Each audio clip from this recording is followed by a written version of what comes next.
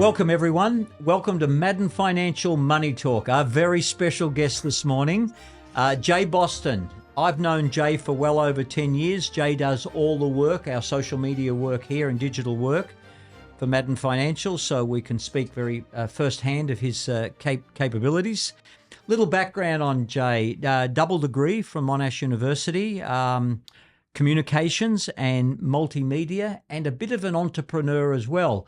When he was in university, rather than go out and look for a job and sort of work for someone, he created his own business, and that is a firm called ID Digital. It's gone through various name changes and so forth, but fundamentally the same business. He's been with it for 23 years. He's got 11 staff, runs a very fine business, and his official title is Strategy Director and Founder of ID Digital. Jay, welcome. Good to see you again, Dennis. Good. So pleasure to see you too. Mm-hmm. Now, you run this digital agency, 23 years. You've been at it a long time.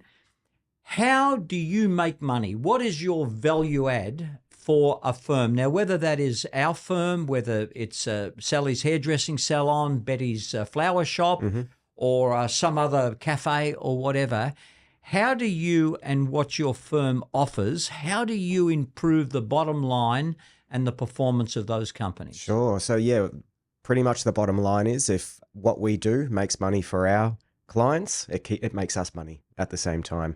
So let's say it's a website.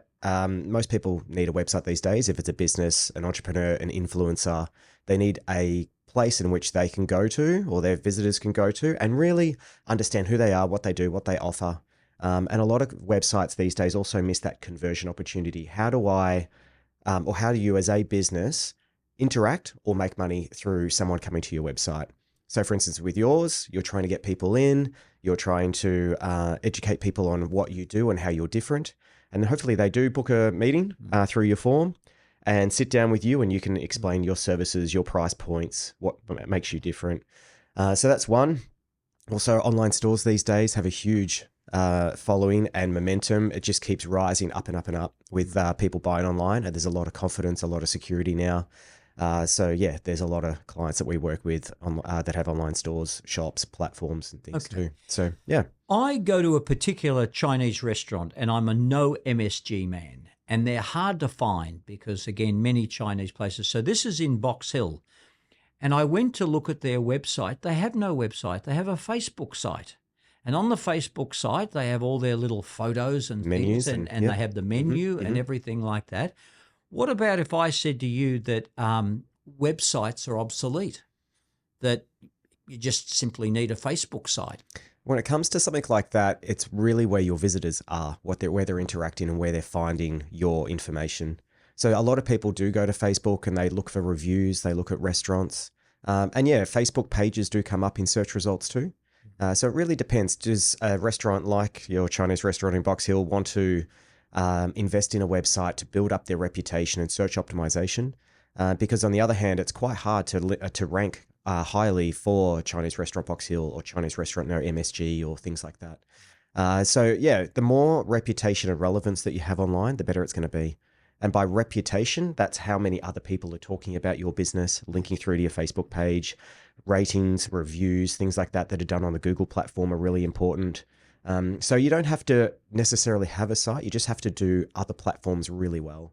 And you might find that this restaurant has a really good following. There's lots of people that are interacting. They've got lots of likes, and that'll boost them up from a search perspective too. Okay. You would say there is a demonstrable difference in the Google ranking of a particular establishment if they had a website and a very, very good Facebook page, that you could actually show a material difference in SEO, their organic rank, rather than just the Facebook page, or rather than just the website but no Facebook page. That you really need both. Now, we'll get to other things that you may need, but you as a starting point, if you're going to be fair dinkum about starting a business and really wanting to have at least be active in the advertising space, like MSG restaurant, no MSG restaurant, etc., Chinese,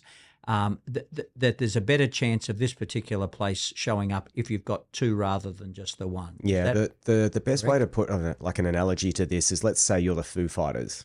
I might not know if you've heard that. They're just a rock band from the States.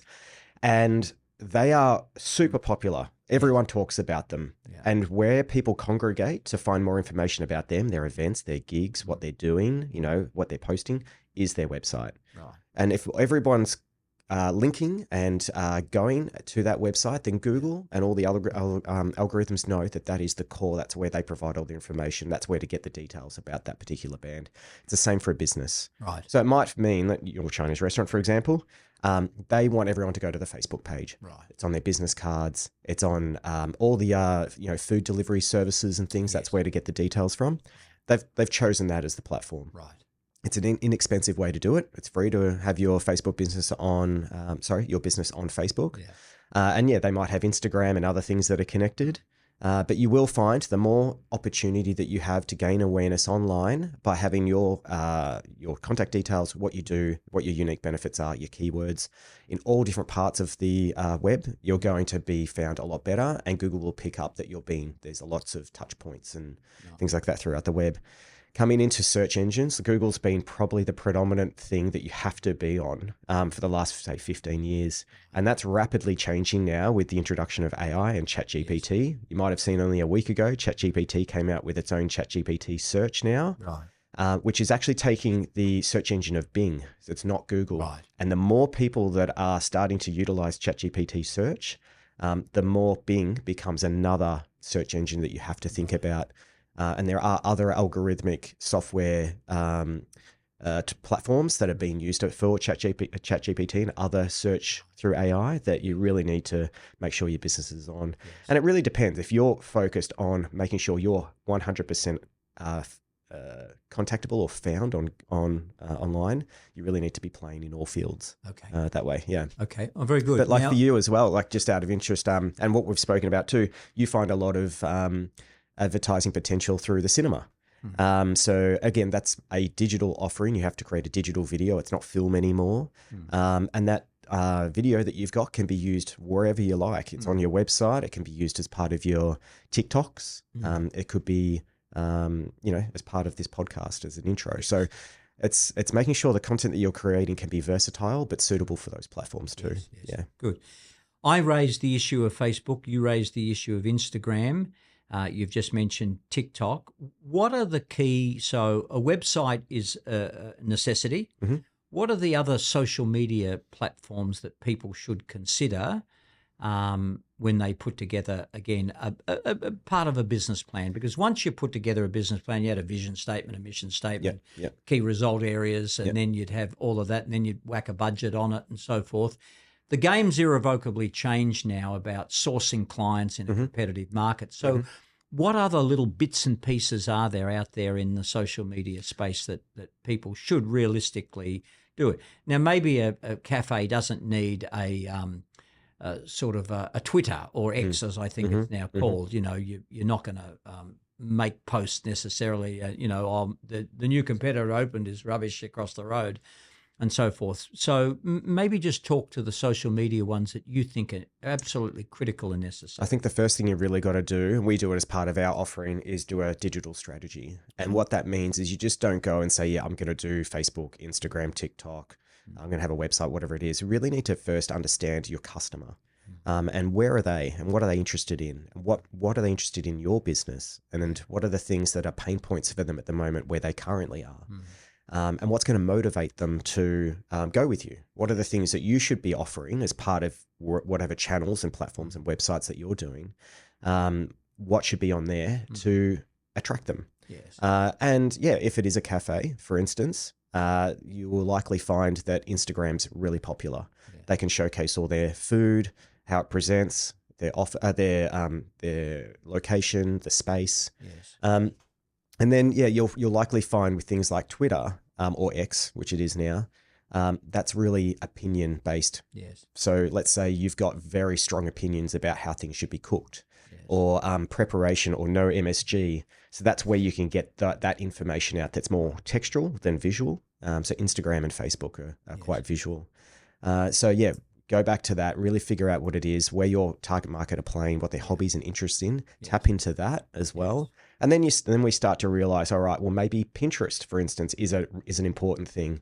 That, for instance, has what's called in the search engine land an authority score of 100. It's the best score you can possibly have. Right. So if you've got your links to your website on a high authority score website, such as Pinterest, Spotify, which is where you've put this podcast as well, and the links are coming through to your website, Google sees that as a high authority link that's coming through. It's an important link for them to link to you, and up goes your reputation too and your authority. So it's, there's a number of things to consider, but before you start going, I'll just get an Instagram page, I'll get a Facebook page. Is that where your customers are? Are they wanting to interact with you that way? So that's where we would start. And really, if part of the strategy is, let's say, a cafe owner, they want to show the menu, they want to show the events that are coming up. A really simple Squarespace site, for instance, would be great, low cost, where you can put that together, sometimes on your own, and then you can link that out to your social feeds. That's pretty much all you really need. Right. And then it's just understanding your customers, understanding the keywords that you should be targeting, what's your unique selling proposition, and push it hard. Yes. Now, from a business perspective, we try and do all of those things, again, with your guidance and assistance and so on. But on a personal basis, there is a dark side to this. And I think Kevin Rudd at the moment is experiencing that dark side. He said things about historical quotes Trump, and they're coming out of the woodwork now saying, you said this in 2022. All of this. There's a YouTube clip of Trump when he was tossed as Prime Minister, and Gillard and Shorten knocked him off. He's sitting in the back bench, and this will sound gross, but it's on YouTube. He's picking his nose and he's eating it. All right, and you just think, and yet he was re-elected because Gillard was such a disaster that he then was re-elected as leader of the opposition, and then he was made by the Labor Party a sort of an ambassador to the United States, so which is probably Australia's most important role. You can't get rid of this stuff. I mean, Paris Hilton's had sex tapes. It just goes on and on and on and on, where all of this is trapped. So should the average person? It's one thing to embrace this whole new digital world as a business because you want this proliferation of things, as long as you don't make personal comments about, this person or that person and so forth, because there's also doxing laws now and so forth. So, but what about the dark side, Jay, of a personal account where you've put something up as a younger person that you regret saying, but it's pretty much there for forever? I think it's the reaction, that people have, and there's lots of keyboard warriors out there that are looking to take people down. Yeah. They are a minority, but it does affect the majority of people. I think Snoop Dogg said it best. He's obviously had a huge career, and in the past he's said things that he probably shouldn't have, but at that time it was appropriate. It was funny, or whatever it might be. Especially comedians have this happen quite a fair bit with the things that they put out there. But really, it's all about context. What was happening at that time? What was what was life like at that moment?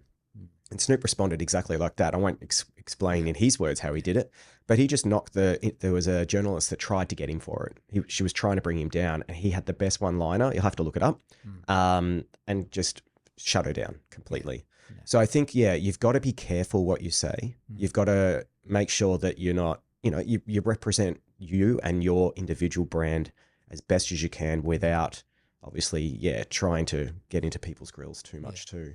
I know Kevin Rudd had fair shake of the sauce bottle, and he's had ruddy money, and he's had all kinds of stuff that he's had in the past. But I don't see that as a bad thing because he's newsworthy. He's still in the media, even though he's, I think, the American ambassador for Australia or whatever it is. So at the moment. At the moment. Mr. Trump comes into power, I think he's probably a dead man walking, Rudd. That's what I've heard too. But there's also, you might have seen this morning too, the Christmas windows for Maya. That was, there's protesters that are saying that they're going to be breaking the windows and things over the weekend. And now only, I think about half an hour ago, Maya said that they're postponing the launch of the Christmas windows because of that. So, and it's just these minorities, that are doing things that are affecting the majority. Yes. That from a money point of view, it affects everything. It affects the people coming into the city.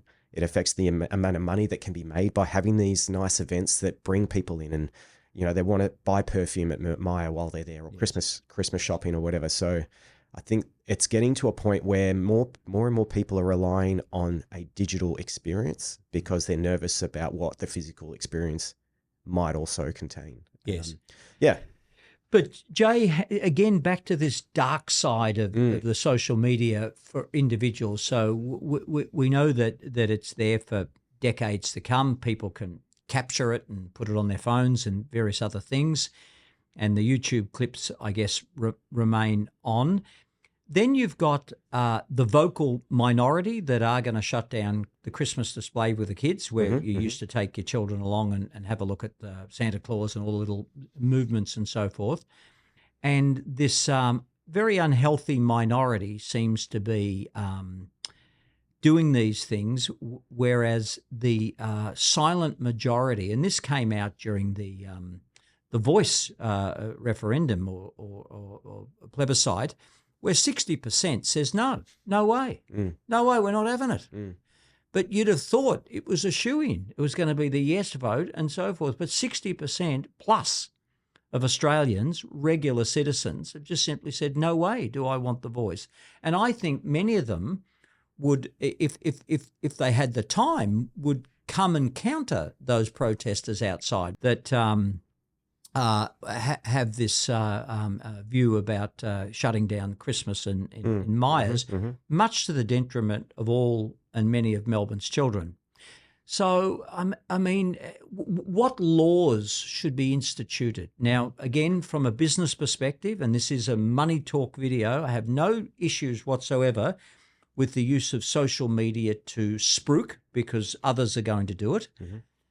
But this dark side, and even TikTok, the American Congress is saying, look, it's run by, virtually the Chinese government. And I think Trump will probably ban TikTok in the United States, possibly WeChat.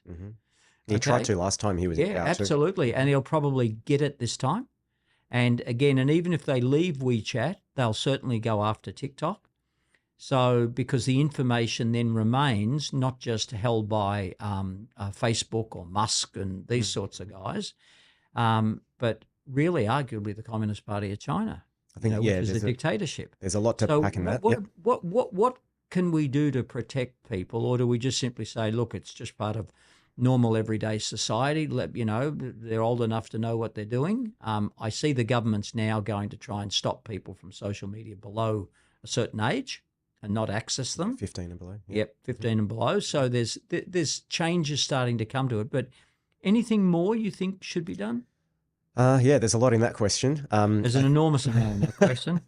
I think what I've realized, as a digital agency owner as well, so I'm not a politician or not setting rules or anything, but from what I can see, people are getting more and more nervous to be outdoors and to be in the city and to, especially with their family, they're thinking about their safety. And they're also thinking about the thousands of cameras, CCTVs that are out there just watching every movement and what you do. Even TikTok, I'm amazed at the amount of things that happen in my life that have nothing to do with my phone that somehow I end up seeing ads or seeing things about, which is incredible. And some people say, well, that's my life, and now I'm being fed things that actually help me do my life more. But it is a little bit invasive at the same time. You'd want the choice though to turn it on. So if I want to look at a men's clothing store, and I use a British firm called Charles Stewart, and that follows me, remarking, I think it's called. Yeah, remarking. And so, but I've never been asked about, do you want to see supplementary suits and trousers from Charles Stewart? It seems to go on for weeks with me. But I think, jumping back to what we were talking about before, we see that people are shopping more online, especially from even their supermarket shopping. People are doing it because it's more convenient. You tap a button, someone else brings your delivery to you. It's cheap. You don't have to worry about parking, fines, who's watching you, aisle cameras and things. It's just crazy. So, and Amazon only started up here, I think 8 or 9 years ago. And that's just there's 3 or 4 warehouses here now in Australia when they thought they'd only need one. Right. The rapid change of how people shop and the way in which they interact with each other is amazing. But at the same time, I catch up with mates 2 nights a week. We have sauna sessions. We're called the Sauna Squad. Right. And the good thing about that, Do you sit with a towel around you? of course, Sauna? of course. Don't get any visuals, glad Dennis. to hear that. Glad to hear that. But we catch up on a Wednesday and a Sunday night for about an hour, and we jump in the sauna, one of my mate's saunas, into his pool and back and forward. But the benefit of that is there's no phones, there's no technology. It's just that communication, and it's a great way to get away from what life has become. Yeah. And I think, in terms of what you were asking before about how do we stop these kind of protesters, I think really what it is the TikToks and the Instagrams and things that are that have got influencers and people that are trying to go viral. Yes. And you're walking down the street, someone comes up to you with a microphone, or you've got flash mobs, or you've got all these things that people are just recording all the time and trying to get your reaction, that make life a little bit more complicated, and it's not as simple as it used to be. Yes, yes. I mean, 20 years ago when the phones came out, the phones were meant to actually make your life easier. Yes. And when apps came out, they were meant to make sure that you had more time to yourself. But we've actually got 2 or 3 times more things happening in our lives every day now. And that's scary. So where we come from with our agency is we're trying to make good digital experiences that are not personally tracked. Yes. We can understand behavior, but we're not tracking anyone individually. That's one of our mantras. To make sure that people can have a good life. Right. And, if it's to do with discount United petrol cards, or if it's to do with Pilates, meditation, yoga, that kind of stuff, that's where we want to play. Good. Yeah. All right. Good. SEO versus SEM. All right. Now, we've got a website. We've got the all the company social media parts all in line and everything. So what's the difference between SEM and SEO, and where would you start, and how would you try and improve your ranking? If you're on page 2 and you want to get to the top of page 1, how would you do it? And from an SEM perspective, which is easy, spend money, or SEO, how would you do it? How would you improve your position on page 3 to 2 to 1, etc.? Please. I think, and again, from a Money Talk podcast, I think some of your listeners might not even understand what SEM or SEO is. Oh, great, great. Explain them. You've got your head on your shoulders. You know exactly what they are. Search engine marketing. Are you saying I'm competent? Well, sometimes, like when we do our work, I'm like, oh, he knows that. Yeah. I don't have to. I know about that. hot spotting. Yeah, I know that one. But search engine marketing, or SEM, is advertising on search engines at a cost per click. Right. Most of the time anyway. It just means that if you're a new business and you want to get rapid top of page listings, that's so this is top of page 1. Yeah, and again, it's a bidding war. Like, let's talk about Google as an example. You might say, I'm willing to spend $1 to have a click come from Google to my website.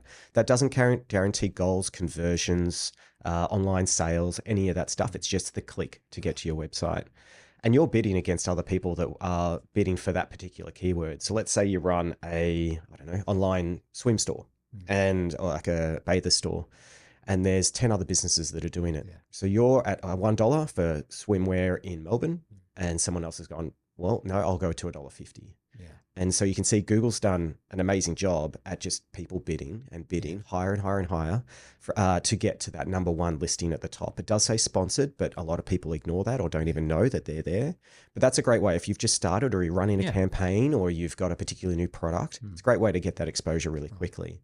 And you can bid up to $20, $30 more. So for instance, real estate's a big one. So real estate agents, or even those that are selling jewelry, $50, $60 a click. Right. And you'll notice most of the time the conversion rate is about 10%. If you're really good, 5% if you're going okay. So you think about it that if it's 10%, it's taking you 10 clicks to make a conversion. At $50, you're giving Google $500 to make a sale. Right. So that sale has to be worth the $500. Yeah. Or if you're accounting firm, it might be $2 a click. Yeah. You're doing a 5% conversion, so that's times 20. So it's it's $40 to get that click to come through. And again, I think over time you and I figured out what you would want to be spending from a Google Ads point of view in order to get the right amount of inquiries from the right people. And that's where, again, your website has the right language and tone and appearance and service to make sure that you are targeting that right market too. It's not the tire kickers. It's not the people that don't have the money that they should be investing, etc. So that's search engine marketing. Search optimization, or SEO, search engine optimization, is making sure that your website has the right keywords, has the right speed and performance, has the right accessibility now as well for people who are low or no vision. To make sure that and again, it's based on that reputation. All these other websites that are linking through to yours are boosting up your reputation. Google looks at that, and it's called a domain authority score to rank you on search. Right. Google has an algorithm that they give little bits and ideas about what they look at. There's thousands of things that they qualify and quantify to give you the ranking that you have for particular keywords too. So that is your long-term approach, is search optimization, because it does take time to build up. It's based on your keywords. It's based on how often you're updating your content, your blog, putting podcasts up on it. There's a range of stuff. But yeah, the more often that you can maintain your site, provide value to your visitors too, and to get the conversions. Google is looking at your Google Analytics that you have installed, the free tool. So if you're achieving your goals and people aren't just jumping in and jumping out, which is called a bounce rate, they're exploring and looking at pages. Google knows that what you're giving them is of value, and they'll keep you on. They'll rank you higher because that visitor to Google search is having a good experience and getting what they need. Okay. So you can either hit it hard with SEM, or you do the long approach, which is SEO. Yes. Both of them probably cost in the long run. And that takes time. It's 2 steps forward, 1 back. If you're a new business, it can take 3 to 6 months to get and more, depending on how much competition you've got for what keywords you're trying to target. But for you, you've been doing it for ages, and you've got some really good search results now. And it's just about understanding and keeping up with what Google is adjusting. One big thing too is that ChatGPT, if people are creating content in that, or Claude, and there's a whole bunch of other ChatGPT AI programs, Google now can determine if that content has been generated artificially. And if that's the case, they do actually lower you in terms of your ranking too. So they want personally created content. Yeah, if you just created paragraphs and paragraphs of content and you put it up on his blog article, it's not going to do you any good. And it's generated via AI or something. Yeah, but if you've got links and you've got recommendations, you've got quotes, you've got top 10 reasons why Maddern's better than every other accounting firm or private wealth firm, that kind of stuff is substance or value, or it might be topical. It could be newsworthy. Recent events like what we've been speaking about. Let's Google know that this is written by a human. Might have some adjustments that you've done to perfect the tone and personality, which is fine. But yeah, you can understand basically the structure and the way in which a sentence is generated by an engine. Yeah. Okay. No, very good. And what about podcasts? I mean, and what other new bits are coming now? We're doing podcasts. In fact, we're doing one right now. And podcasts, yes, that are important. Yeah. Are we, Dennis? Are we really? Just having a chat. Yeah. So, you didn't know this was being recorded. So there you go. Good. Okay. So what about podcasts, and what other bits and pieces? What's coming down the pipeline? So we've already discussed ChatGPT, and that's going to have 2 parts. It's going to be able to give good narrative, but Google's sort of found again that it's a negative if it's just been generated by a computer. It needs to be almost personally done. So pods, what else is coming? Well, soon, Dennis, we won't have to be having podcasts like this. Podcasts will be generated completely. So they'll be able to scan your face. They'll be able to put you in front of a camera with a guest of whoever it is. And the artificial intelligence engines will create that podcast for you. Right. Obviously, it's going to be, what do you think of this? And what do you think of that? And here's my response, and that kind of thing. But it won't, I don't think it'll have the substance or the personality or the jokes and things that happen with the podcast. But yeah, it'll happen very soon.